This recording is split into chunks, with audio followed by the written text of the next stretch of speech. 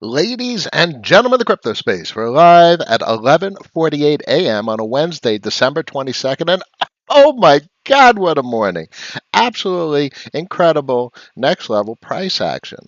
What does that mean? It's not something to necessarily take entries lightly on. This is not the time to be taking positions. This is buying at a premium. You're not buying at a discount in markets or market conditions like what we're seeing today. We'll take a look at S&P futures to get a sense of what's going on with legacy financial markets, and we got to really take heed with the potential volatility that could ensue with the technicals of S&P, the S&P setup, and also the technicals for what's going on with our two favorite charts, curve and spell. We'll take a look at the charts. We'll try and get a sense of what's going on, and we'll try and frame how to go into 2022. I think that's going to be uh, a, a lot of the themes for streams towards the end of the year. I should be able to get another couple in before we tick over on December 31st, and we'll see. We'll see how things go. We'll see how things shape up. But today, if it's indicative of anything, it's strength into the new year. Maybe for the last week, we have that Santa rally that everyone talks about. Let's pop it over to the main screen, and see what's going on. Got a lot of folks in the stream already. Very nice. 17 people in the stream, 6 likes. We can do just a wee bit better to start things off. Dan's in the house, Mark's in the house. Henry, howdy. CVXFXS, that's right. We'll talk about it as best we can. It's a little speculative territory. It's a little early, but we know what Convex did for the Curve protocol. And dare we speculate what it could do for Frax, given that Frax is already a deflationary protocol, where Curve is a hyperinflationary protocol, and Convex turned it into a disinflationary with transitory periods of deflation, and Frax is already deflationary. Let me load up the Frax screen. I want to look at VEFXS metrics. I'm pretty sure. Yep, that's what I saw. 92% of all Frax is locked. That's crazy. This has the potential for circulating supply disruption written all over it, which should significantly increase volatility and demand for the asset going into illiquid circulating supply, especially with Convex coming online. Dare Convex come out with like 30, 40, 50% returns on Frax. The volatility on Frax to the upside is going to be spectacular, especially with 92.15% of circulating supply locked, illiquid, off the market. There's just such little supply. That's absolutely extraordinary. I got the chart up here. Let's take a look real quick.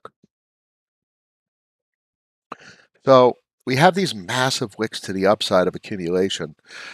This just has bullishness written all over it. The complexity is it's obviously at a premium compared to, well, it's not really at a premium compared to anything. Compared to 13, so that's 4 on 13, that's 30%. It's actually a decent price point because 30% of the crypto space is kind of microscopic. The fact that it bounced here off of price action support right about here. Let's put it right about there. So that's about That's about previous resistance flip support, held the support, held the support, held the support 3 times. All right. That's pretty extraordinary. That's pretty extraordinary. All right. I think I said all right a couple of times on that one. I usually don't feel comfortable saying price points are a decent uh, entry, but this has entry written all over it. Doesn't mean you do anything that's inconsistent with the ideology we talk about, the prudence, the position sizing, and the structure of a portfolio that needs to be respected. 1, 2, 3% turns into 10, 20, 30%. It changes everything for a portfolio. So be very careful, as always, going into the end of the year. I expect significant volatility. We could have a liquidity in legacy financial system, legacy financial markets, which obviously has historically had a correlated effect with the crypto space and could drive things extremely volatile to the downside.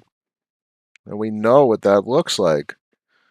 But the catalyst, This says this is only a 30% rip to the upside with such a catalyst as Convex. If you go over to Convex and I have Frax loaded up here, I mean, that's so cool. That's so cool. Not much else I could say. I'm kind of actually stunned at the moment, a little lost for words. The setup here is extraordinary. All right.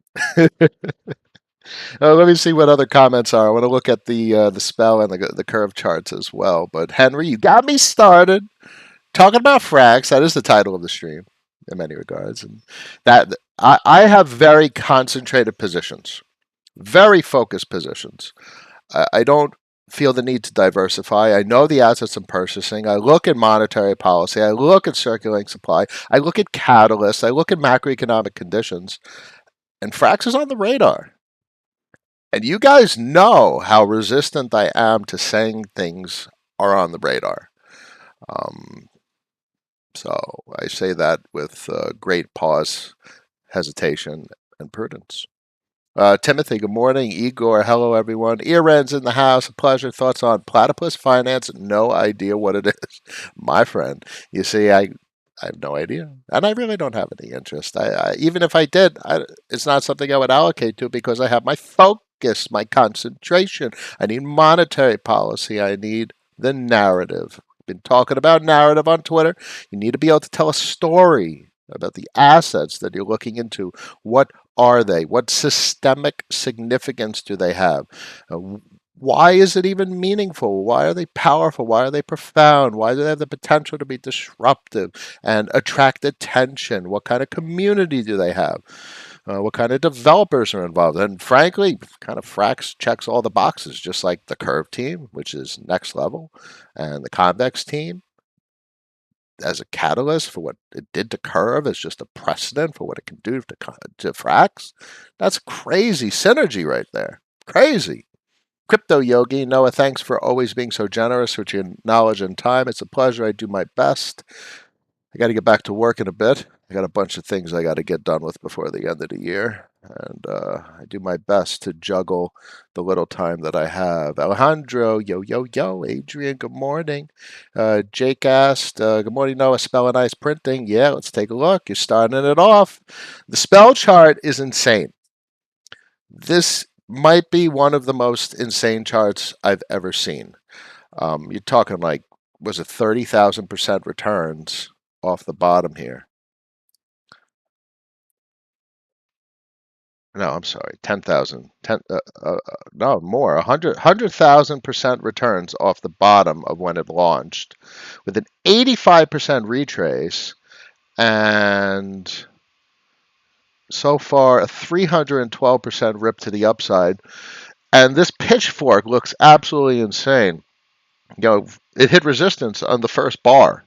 It's not even at the second bar. It's not even at the midline. It's not even at the midline. That's crazy.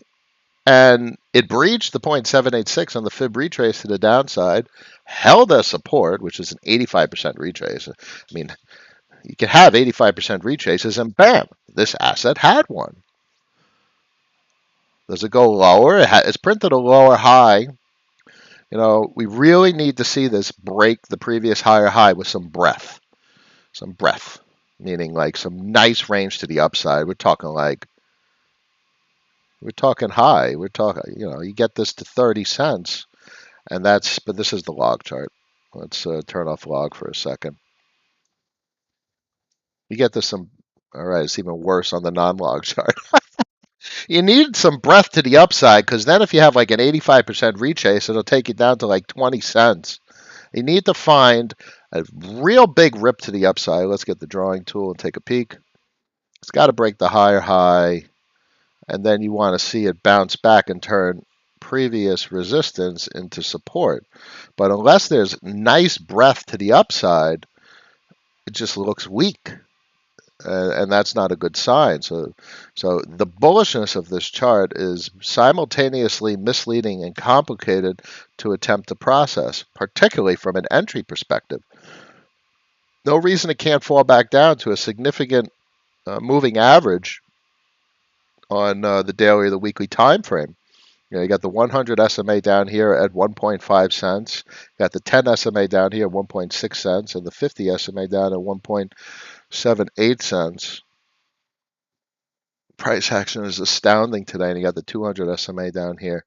See, here's the problem, guys. There's the problem. You got the 200 SMA down here at 0.7 cents, and that creates a huge amount of complexity with the potential for mean regressions in the case there's some macroeconomic liquidity issues, just volatility in general. What happened to my pitchfork? It's all messed up. Let me fix this real quick. Boop, boop, boop, boop. Boop, boop, boop, boop, boop, boop. Oh, you know what it is? I went out to the weekly. I've been sticking to the weekly and the monthly charts. We're going to flip over to the curve chart in a second, and I'm on to monthlies. Looking at the monthly chart on curve at this point, but the weekly chart on spell shaping up to be extraordinary. That's not log. Let's go to log. Let's spread it out. What a spectacular log chart. Where does it go from here? Yeah, if you want to see it hold the 0.382 fib, it breached the 0.382 fib to the upside. That's good to see. But as I said, you get a lower high. Maybe this shapes up to be a sim triangle, triangular compression. Break the lower high, bump into like a 236, and then maybe hold on the 0.618. And then boom, boom, and then the breakout. So you get typically 3 drives down on a triangular compression. 1, 2, 3, and then the breakout. Obviously, it looks like crap because I'm drawing on a weekly chart. It's besides the point. This is a very hard asset to get a position on. You could get mean regressions on a short time frame, but you could also have a big breakdown to the downside looking at those moving averages all the way down on the daily and the weekly. And that's what it's been doing all night. It's basically mean regression on like the 100 SMA or the 50 SMA on the 15 min and the 30 min. And you can see it. It's basically riding. Look at that. Look at these mean regressions. So you got some nice mean regressions. Look at that 200 SMA mean regression on the 30 min and the 30 and what's that? The 200 EMA, 200 SMA, both at this price point. And that's since it bottomed at 0.000, so 0.6 cents. So it's extraordinary price point since bottom. The fact that it breached the most previous higher high, which is very nice. So we do have a higher high on the table. We do have a local higher high as well. So there is a variety of technicals that point to price action continuation. Like to see it get above the first bar of the pitchfork. That'll be nice. Definitely care is to be taken, and there's no reason we can't have significant downside volatility. And I keep saying that to try and encourage people, as always, to have rational position sizes. 1% to 10% changes everything. 20% turns to 10%, and that's freaking painful. So when you get in nice and early, and let's say 1% to 10%, and 10% falls to 5%, all right, you're up 500%. So that's when you sit through the volatility. You have the luxury of sitting through the volatility when you have an entry and it's printing higher lows. And that's obviously indicative of a bull market. So when you have a bearish market, you have lower lows and lower highs. So we're still in a very much bullish market with higher lows printing. Let's see how 2022 shapes up. Personally, I think everyone's a little bit afraid given the market appreciation that has occurred. So curve on the monthly chart. Comments, Dogoshi. Good morning, fellow Unkumer. A pleasure, as always. Liv W. Hey, Noah, just a few days away from Christmas. I am ready to relax with the family, take a little bit of time to myself, spend some time with the lovely girls, 3 girls in the family, wife and 2 daughters, and it's going to be nice. It'll be a beautiful new year. Let's hope the price action makes it a I don't want to equate capital with joy, but, it's nice. It's nice when the charts are printing green candles.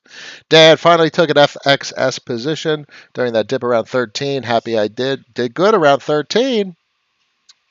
13 you did. You got the previous candle a couple of days ago. You got 13, you got that wick down. You know, 1, 2, 3 drives down. Previous resistance held the support. You know, it's looking pretty good. It's looking pretty good, Dan. Good job.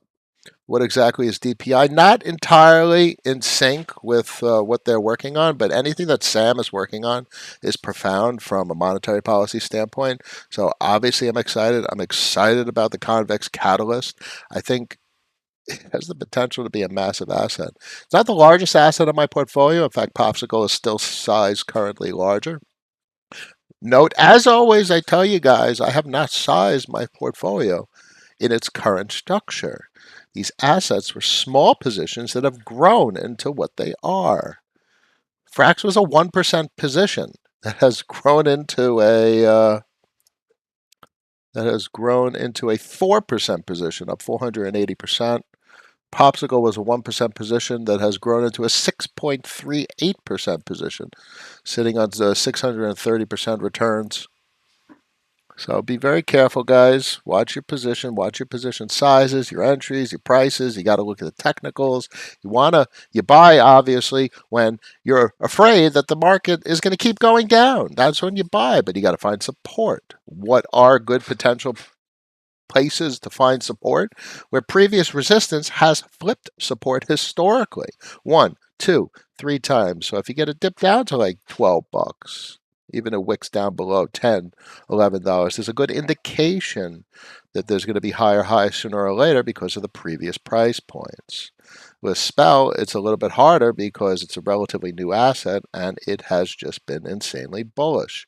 Albeit, if you find support on like the 0.786, we have a deflationary impulse and it rips down to the 0.786, there's a good indication that you want to maybe edge into a position. That's how you buy on the way down, like a 25% of the position size you're looking for. 1% of the portfolio, take a 1/4% of the portfolio, and you edge into a position and hoping it finds support. So let's say it wicks down to a 0.6 cents again, and then it wicks back up. You take another 1/4% and you edge into position, hoping that support holds.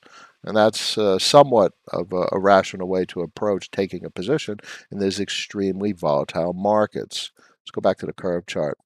So this is just an insane chart also. The narrative here is just complete circulating supply disruption and accumulation by not even humans, by protocols. The protocols are just absorbing all emitted spell. It's just a printer. It's a hyperinflationary asset that's disinflationary with pretty much transitory periods of deflation. You know the drill. That's the story. That's the narrative. And Redacted just came online with Tetranode backing it. That's extraordinary consumption of CVX and CRV. And the odds are he's going to want to consume the crap out of Frax, which has complete circulating supply disruption. 92.1% of circulating supply is locked. So the convex narrative is strong. I'll pull up the convex chart in a second. The pitchfork on this looks ridiculous. It's above the midline. This is shaping up to be. There's 9 days left, obviously, in the month, but it's shaping up to be either a bullish hammer. Dad will have like a dragonfly. Maybe it does hover around this price point. You know, previous open. If it's pretty much a thin bar around the previous open with such a wick down, Dragonfly is extremely bullish. You obviously want to wait for next month's confirmation. Maybe want to drop it down to the weekly. But this, even on the weekly, looks ridiculous. Pushing up against midline resistance on the weekly. Found support on the second bar. Above the green guppies. This is the first time there was ever green guppies on curve. Above the weekly TWAP. That's an incredible position to be in, considering the amount of circulating supply that is emitted. It's incredible what Convex and the other protocols have done to a hyperinflationary monetary policy. You want to see this break. This isn't really a head and shoulders. These are big wicks to the upside. I'd love to see this get above this green bar, which is at 5.7, $5.07 price point. Dare we get up to the top of the pitchfork and then find support on like the midline or the fourth bar? That'd be just very nice to see. And that's obviously a very high price point compared to where it is right now. But we'll see how the rest of the year shapes up. Still a little bit of a wick just below the midline. Not sure what to recommend taking entries in this regard. I'm not sure what to recommend taking entries on spell or anything for that matter. The entire market is at a premium. You're not buying at a discount right now. This is all at a premium. Everyone's been buying stuff up. Alejandro, hope the market crashes to load up on all the goodies. Bam! Sometimes comments come at the right time. This is a premium. The market has to crash for things to be at a discount. Now, bear in mind, most people are afraid to buy when the market's crashing. How many people bought March 2020 Bitcoin at like 3 grand? It's not so easy to buy when the market is literally wicking down. I mean, look, this was the Bitcoin cascading deflationary impulse. It was a cascading liquidation process, and Bitcoin just drove the entire market straight into the ground. This was a massive breakdown, $3.20 to that was a 70% destructive event. GSAN in the house, a pleasure. Oh, I got to scroll up. Keep up the killer work. Thank you very much. I appreciate it. Live W, Platypus, a stable swap on AVAX. I'm sure it is. I'll give it 6 months, then we'll see how it plays into the market dynamic.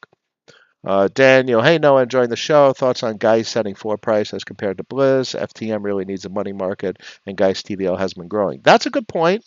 I don't want to speculate too much on them. If folks are interested in them, be very careful. They're hyperinflationary. But that's a good point. Geist is a money market on Phantom, whereas Aave is launched on Avalanche along with Blizz. So there is competition there. And that really explains, in some regards, a good part of why Blizz has been completely crushed with regard to price action compared to Geist, as you say, finding somewhat of a floor. Geist lagged Blizz for some time with regard to interest because there was much more protocol revenues on Avalanche as compared to Phantom.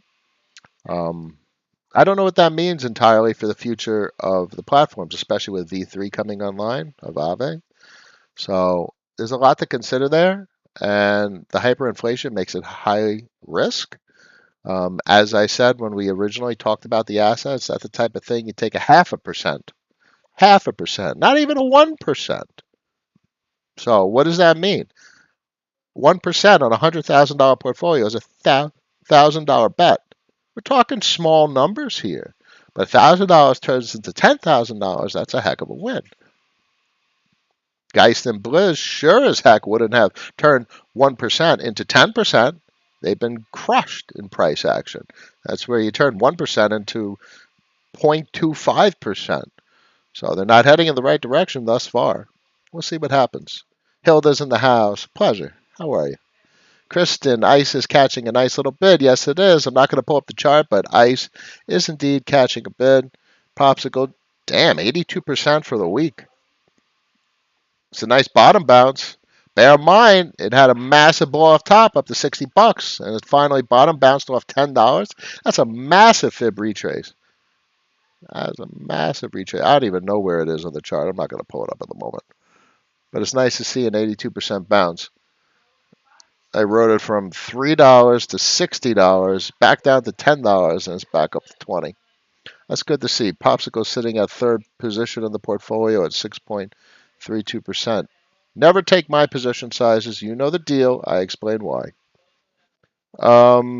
Live W Butterfly redacted. No, I have no interest in treasury assets, which includes Ohm and Time. Obviously, I've said I've had interest in more in recent streams, but the idea that I'd like to convey is that I'm now seeing them as red herrings. Sure, the yield is enticing. I see the bonds as potentially a good play. If you get a 5, 10, 15% discount over a 5-day window, you could crank out a 5, 10%, 15% return over a 5-day window. I'm much more interested in the assets that these treasuries are accumulating, which are removing circulating supply and causing supply disruption. Redacted is consuming Curve, CVX, and what I hear soon to be Frax. That's going to suck a huge amount of liquidity out of circulating supply. That's a big deal. So, as I said, to recap, I'm much more interested in the assets that these treasuries are accumulating and not the treasury assets themselves. Hope that helps clarify my position on crypto treasuries. Yellow Mellow, thoughts on butterfly? You got it. Same thing I just said. Tap C, my man. Hilda, no, I just noticed Perp is under 10 USD, 50% off its highs. You can save 25% APR. Very nice. Perp is cool. Not on my radar, but depends on what you guys are interested in. Francisco, any opinions on tranches? Not at the moment. I know what they are. I know what they do. It's not on my radar at the moment. Badger's not on my radar too. It's just something I see opportunity cost. I don't want to deploy Bitcoin. Bitcoin itself has opportunity cost. So I know there's the massive narrative of Bitcoin. I appreciate the narrative. It's just not something I subscribe to at the moment. Too much opportunity cost. What do you think about secret network narrative? No, nothing I could speak to at the moment. Is there a chart that shows TriCrypto pool or similarly common LPs? Not that I'm aware of. With regard to price action, appreciation and depreciation, I mean, basically, TriCrypto is going to be a dollar stabilized Ethereum and Bitcoin uh, risk on position. So it's stabilized both against dollars as well as Bitcoin or Ethereum, depending on price action that you're looking at. So if Bitcoin's ripping and Ethereum's relatively flat, your price point is stabilized against Ethereum as well as dollars. So it's a heavily stabilized position in many regards. Um, I think, my opinion, too much opportunity cost. So I'm not interested in that position. Now, bear in mind, I love people using it because where do you think curve revenue comes from? Transaction fees through that particular LP position. Big revenue source for the curve protocol. I dollar cost averaged into the market last week, and Monday morning it was my first time buying in months. I'm going to repeat this process for a few years, and I should have some decent side income. I agree. Now, don't be surprised to see the market rip to the upside and have a significant retrace to the downside. I wouldn't be surprised to see some fresh lower lows. But with a time horizon, a decent rational time horizon, you're eventually going to see the higher low. The higher low, market will get bullish again, might take a year, then you see the higher high. This is the place for capital. In my opinion, this is the place where I feel most comfortable with capital. And if your time in the market beats trying to time the market, um, a rational time horizon is going to produce the higher highs over inevitably over a reasonable amount of time. And then uh, you have leeway, you have wiggle room. So with an entry of spell down at 0.0006, I watched it go to 3.7 cents and down to point 0.6 cents, and I was still up at 10x. So you have that wiggle room. And now if we print higher highs and dare it go to like 30 cents, oh, the horror if it falls down to like 15 cents. The horror. 30 cents. I just said a ridiculous number, but actually from a logarithmic standpoint, that would be nice breadth. If it printed that price point and fell back down to 3 cents, from 30 cents to 3 cents, a 90% capital loss, sitting pretty. I wouldn't touch a thing. No fear whatsoever. It'd be a 90% drawdown, and I'd be like, oh, okay. Looking forward to the market rebounding. That's time in the market. Not timing the market, time in the market. Gives you that power and privilege to just sit through the volatility and be like, all right, the market will rebound. It's kind of like you bought Bitcoin at like $3. It ripped to 20,000. Oh, the horror that it crashed to 3 grand. The horror that it crashed to 3 grand. You're still up 100x on the 1000x on the money. So time in the market, sure as hell, made those early entrants in 2013 into Bitcoin. Not really give a shit that it crashed to 3 grand. If you bought Bitcoin at $200, do you really care about a $3,000 price point? You're like, wow, wow. So it's not about the total gains of the portfolio that matters. And that's why really 2021, we've been honing in on the notion of cash flow because the total price point of the portfolio has become a red herring. It just doesn't let you see the potential and the value and the usefulness of a portfolio, because if you start trying to sell these assets, you're going to get killed on capital gains. And once you sell the asset, you no longer have the damn asset, which is kind of why I'm not too interested in Bitcoin. Buy low, sell high. Anyway, I don't want to get too sidetracked. I don't want to digress too much. Trezor assets remind me of Swiss bank and dot-com bubbles, potentially. We'll only know in hindsight. They're less than a year old. We'll see how they go in 2022, my friend. Logan, what are some things you can do to avoid taxable events? Don't sell. But that has a correlation with the terminology of bag holder. So that means if you're buying an asset that doesn't have cash flow, you eventually have to sell it, so you're going to be screwed with capital gains. So maybe an asset that you never have to sell that kind of pays the shit out of it, pays you hand over fist. Like Curve pays hand over fist. This thing's cranking out 55% return on the money. Even Frax is cranking out 12%. There is no selling these assets. By the time Curve rips to like $30, $40, $50 and it's had all the horror, 20% ROI, APR per year, you're not going to care that it's 20%. Darren ripped that the 5% and it's at $75. You're not going to care that it's 5% because time in the market beats trying to time the market. In at this price point, you know, like $5 and it rips to $75 at 5% return. As a 30, was that 30x? No, 20, less than 12, 15, 20x on the money. That's big stuff. That's big stuff, guys. So, taxable events. I have no interest in liquidating any assets in my portfolio going into 2022. I have the perfectly structured portfolio, and the cash flow is there, and I have no interest in any more capital gains taxable events for 2021 at all. Going into 2022, I told you guys my strategy.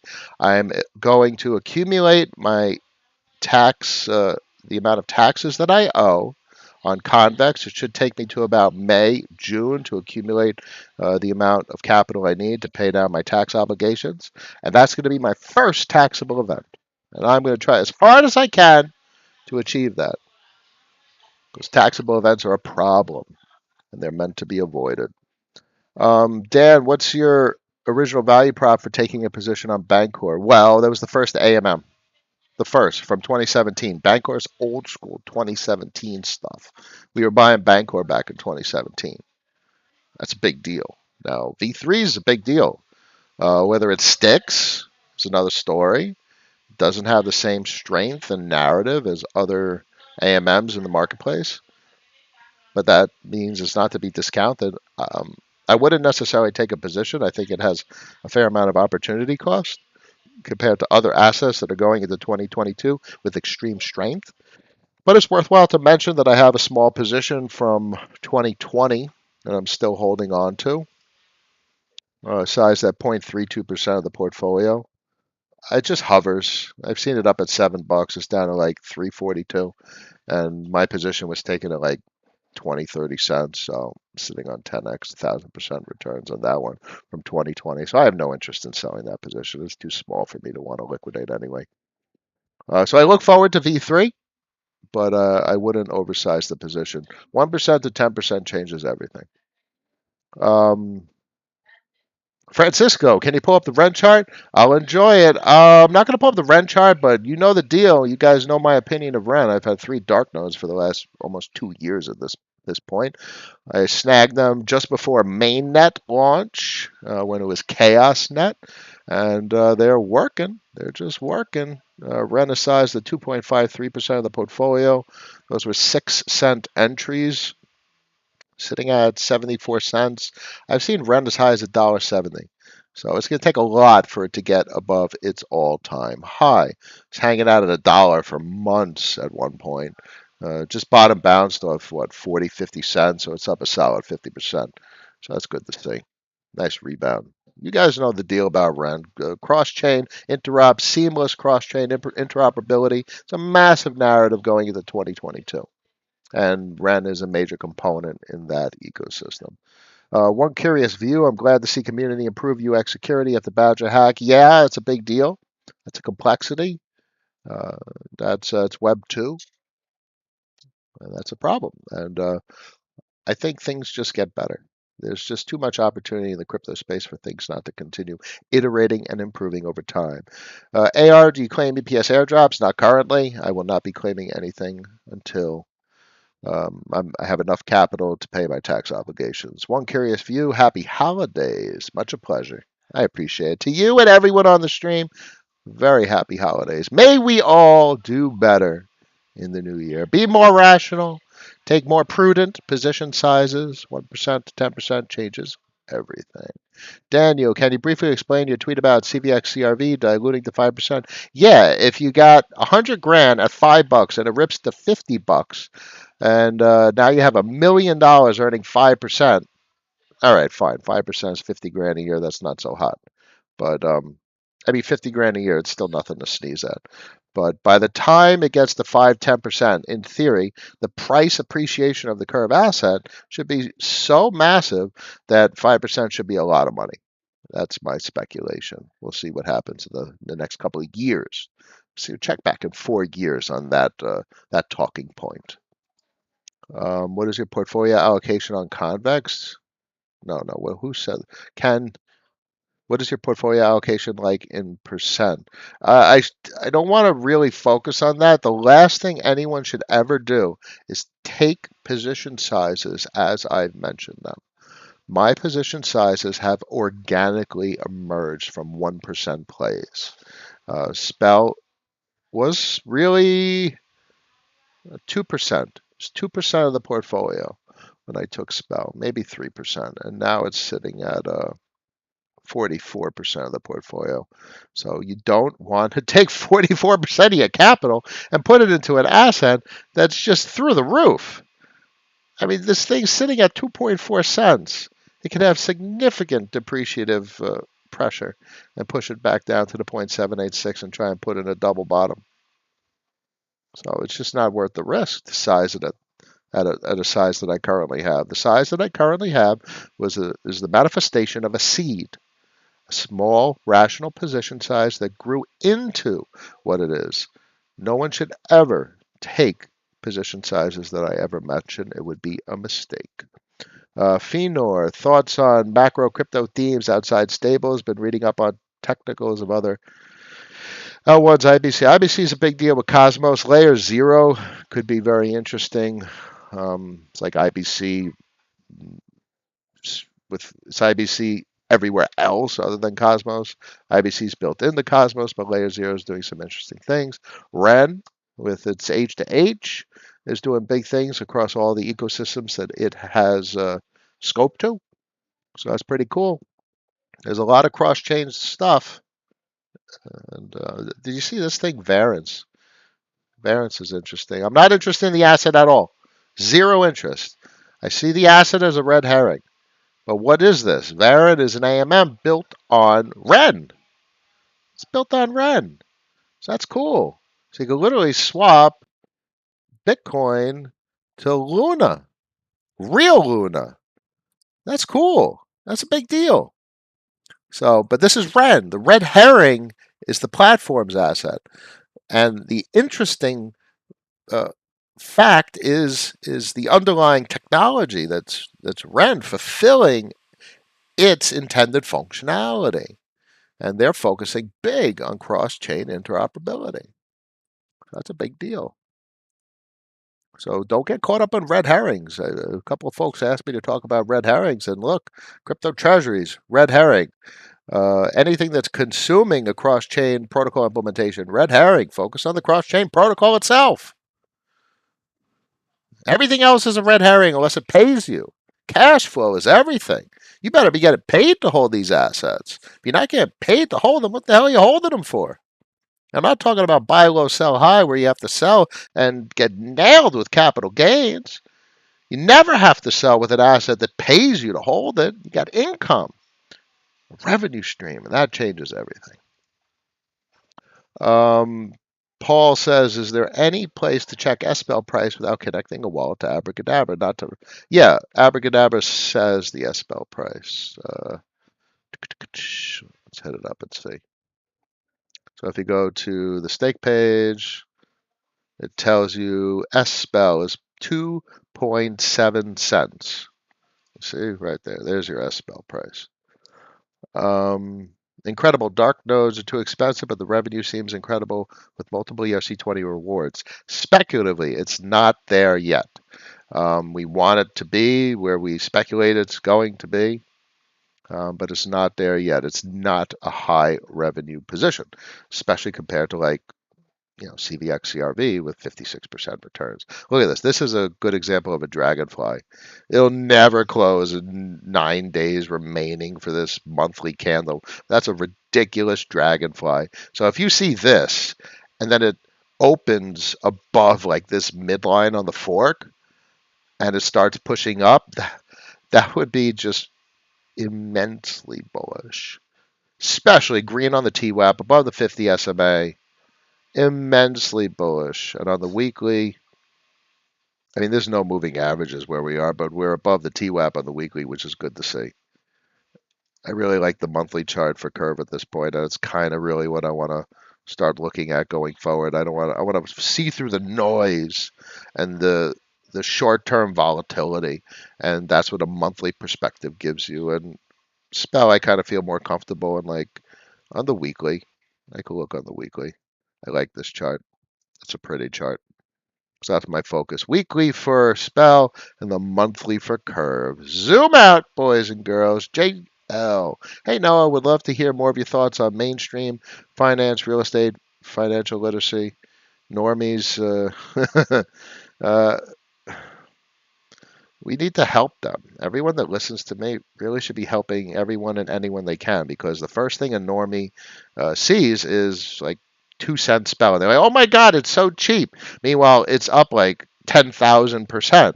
So you can't just like deploy 100% of a portfolio to an asset that's appreciated so much. That's what happens when you buy like Doge at 70 cents and it crashes to 10 cents, which is probably what it's heading to, if not significantly lower, because that's the history of Doge. Why? It doesn't pay you. Doesn't give you a reason to hold it. The only function the asset has is to sell it. Think about that, guys. If an asset isn't paying you, the only thing you can do with it is sell it. And that's a stupid asset. That basically means the stock market is stupid. If you sell it, you no longer have it. What was the point of buying it? I want to buy assets that pay me. I buy them cash flow. I buy them cash flow. Cash flow, buy something else that pays you. More cash flow, more cash flow, more cash flow. And before you know it, you're making 2, 3, 4, 5 times the salary you do at work. That's the strategy. That's the strategy. That's sustainability. That's Buffett. That's how you buffet the market. Buffett's sitting on $140 billion in cash flow that he's accumulated from his businesses, and he's going to wait for the system to hiccup, the system to have a deflationary impulse, the system to shit itself. The shit hits the fan, and what's he going to do? He's going to come in with $140 billion, and he's going to buy cash flow. He's going to have cash flow, cash flow, cash flow. He's going to buy all the businesses. He's going to mop up like a janitor. That's how you do it in the crypto space too. You accumulate cash flow and you buy when shit is blood red, when no one thinks it's going to go up ever again. And that's when you're buying assets that emit cash flow. And he didn't have that in 17. He didn't have it in 17 when the market just fell off a cliff. In 18 and 19, he didn't have anything meaningful come out of the last cycle. But now you got assets that are considerate of monetary policy, have monetary velocity, lending and borrowing that is very metaphoric to how the legacy financial system works. These are profound assets that have incredible systemic functionality that mirror the way the legacy financial system operates.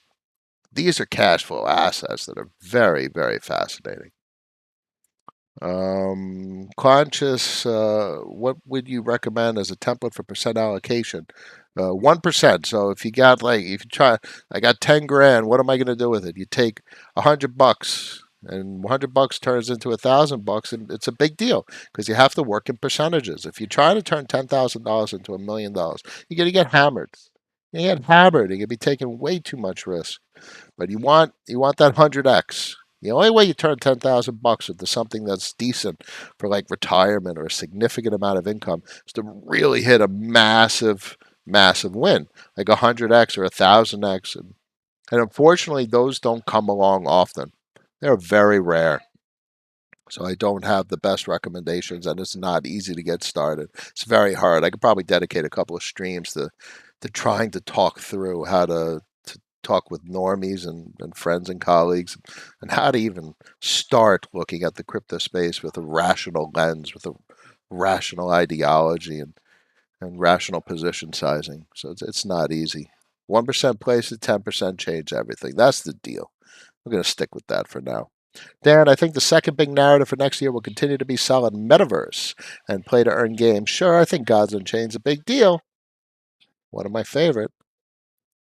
That's about it. That's the extent of my deep dive, Dan. I play Gods Unchained. I'm not really gonna. I wouldn't be interested in any positions. I'm interested in capital markets. I'm interested in money markets and AMMs that have cash flow and transaction fee that offer revenue streams. To me, that's where all the money is. Phenor, V interesting about Varan. BTC to Luna is crazy. Yeah, technologically that's awesome, and it's using the RenVM network. So I'm not interested in the Varan asset, boys and girls, but I'm interested in how it consumes the RenVM dark node network. Um, Grumpy, how about school assignment on Skillshare? Interesting. We'll see how 2022 shapes up. Maybe we'll get some new content out there. Any thoughts on decentralized storage as a concept? Filecoin, Sia coin is old school. Oh, you mentioned that. Not on my radar, but that's a big deal. Probably in the coming decade, because those things will encroach on things like Amazon and Microsoft Azure and stuff like that. Thoughts on sushi? Looking forward to Daniel taking it over. That'd be a massive big deal. No interest in the asset currently. I think a lot of normies got hurt on Wonderland's downtrend. Yeah, I think plenty of people got liquidated leveraging on Abracadabra. It's probably brutal. I think it was up at $10,000 and it crashed to what, 2,000? That's a massive 80% drawdown. Massive. It's painful. Folks buying the wrong asset. It's a red herring. It's not an asset to have interest in my opinion. What's more interesting is what Daniel and Sifu are doing with the Treasury. What are they buying? What are they accumulating? Why are they buying it? Or why are they accumulating it? Cash flow. They swapped the Treasury around to produce cash flow. It's all about cash flow. These treasuries are like a proxy for really rational ways to engage the crypto space. Cash flow. And these treasuries are going to be very powerful. We'll see what happens with them.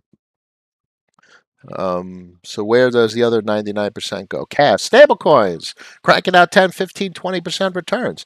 Got to remember in the crypto space, again, 20% of your money on dollars beats the crap out of a bank account.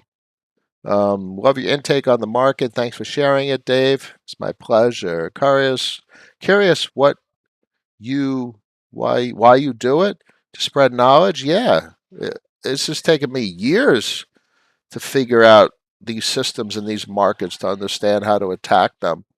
And maybe I just like to hear myself talk. But I have the Discord. I love talking to everyone.